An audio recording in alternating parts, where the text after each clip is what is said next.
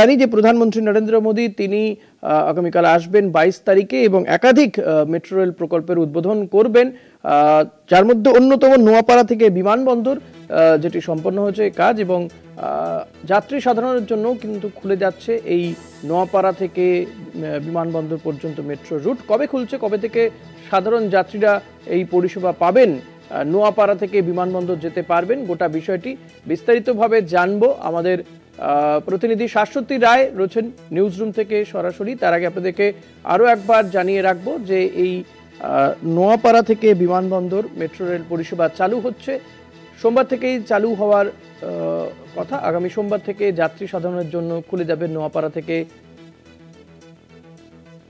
জয় হিন্দ বিমানবন্দর মেট্রো পরিষেবা।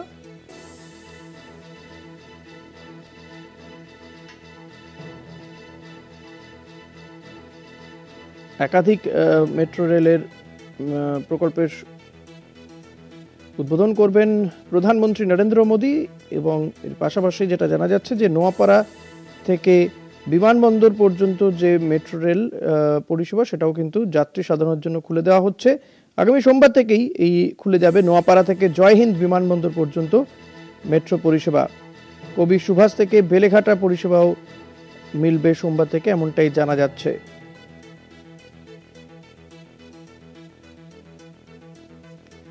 যাত্রী সাধারণের জন্য খুলে যাবে মেট্রো রেল পরিষেবা।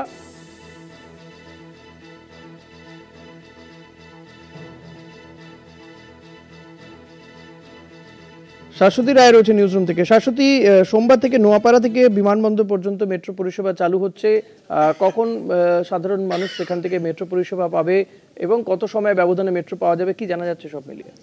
দেখো, দীর্ঘ প্রতীক্ষার অবসানে অবশেষে আগামীকাল 3টি প্রকল্প যেরকম উদ্বোধন হচ্ছে, তারপরে কিন্তু যাত্রী পরিষেবার জন্য খুলে যাবে এই মেট্রোগুলি আগামী সোমবার থেকে। তবে ইস্ট ওয়েস্ট মেট্রো বা গ্রিন লাইনের ক্ষেত্রে পরিষেবা 22 তারিখ অর্থাৎ আগামীকাল থেকেই লাগু হবে। অর্থাৎ আগামীকাল থেকেই হাওড়া ময়দান থেকে সেক্টর 5 সরাসরি পৌঁছে যাবে ইস্ট ওয়েস্ট মেট্রো, এবং যেহেতু মধ্যিখানে সংযুক্তির যে প্রক্রিয়া, সেই প্রক্রিয়া সম্পন্ন হওয়ার পর আগামীকাল তা উদ্বোধন হতে চলেছে। তাই যে টাইম টেবিল বা যে সময়সীমা নির্ধারণ করা হয়েছে মেট্রো রেলের তরফ থেকে, মেট্রো রেল সূত্রে যেমনটা খবর রয়েছে যে সকাল 6:30 থেকে রাত্রির 10:19 পর্যন্ত এই ইস্ট ওয়েস্ট মেট্রো পরিষেবা মিলবে। অর্থাৎ হাওড়া ময়দান থেকে একেবারে সেক্টর 5 পর্যন্ত যে পরিষেবা, তা কিন্তু সকাল 6:30 থেকে রাত্রির 10:19 পর্যন্ত মিলবে। অর্থাৎ শেষ পরিষেবাগুলি 10:19 শেষ হবে। অপরদিকে সোমবার থেকে খুলে যাবে নোয়াপাড়া জয় হিন্দ বিমানবন্দরের মেট্রো পরিষেবা, যেটি সকালে 7:58 থেকে রাত্রির 8:10 পর্যন্ত চলবে বলে মেট্রো রেল সূত্রে খবর রয়েছে। অপরদিকে কবি সুভাষ থেকে বেলেঘাটা পর্যন্ত যে মেট্রো পরিষেবা অর্থাৎ অরেঞ্জ লাইনের মেট্রো পরিষেবা, সেই পরিষেবা মিলবে সকাল 8টা থেকে রাত 8:28 পর্যন্ত। এরপর কিন্তু মেট্রো পরিষেবার সময়সূচি বা মধ্যবর্তী সময়েরও পরিবর্তন হতে পারে, কারণ যাত্রী সংখ্যার যে পরিমাণ চাপ পড়তে চলেছে আগামী দিনে ইস্ট ওয়েস্ট মেট্রোর ক্ষেত্রে, তাতে করে সময়ের ব্যবধান কিন্তু 10 মিনিট থেকে কমিয়ে এনে 8 মিনিটেও রূপান্তরিত করার পরিকল্পনা নেওয়া হয়েছে, বিশেষত অফিস টাইমের ক্ষেত্রে। তার জন্যই একেবারে বলা যায় যে ব্লু লাইনেরও আগে পরিষেবা মিলবে ইস্ট ওয়েস্ট মেট্রো। সেক্ষেত্রে প্রথম পরিষেবা সেক্টর 5 থেকে বা হাওড়া ময়দান থেকে ভোর 6:30টার সময় চালু হবে বলেই মেট্রো রেল সূত্রে খবর মিলছে। শাশ্বতী, এক্ষেত্রে যে কোনো একটি কার্ড বা ওই একই টিকিটে কি সব দিকে যাত্রা করা যাবে তো?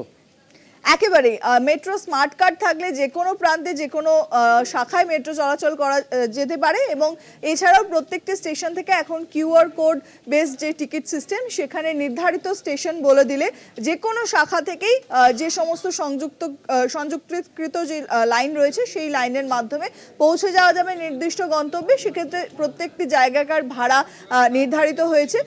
যেমন দেখা যাচ্ছে নতুন যে স্টেশনগুলি উদ্বোধন হচ্ছে, তার মধ্যে নোয়াপাড়া থেকে বিমানবন্দর, তার ভাড়া মোটামুটি 35 টাকা ধার্য করা হয়েছে, এবং একাধিক স্টেশন অনুযায়ী ভাড়া কিন্তু এক একটা স্টেশনে এক এক রকম।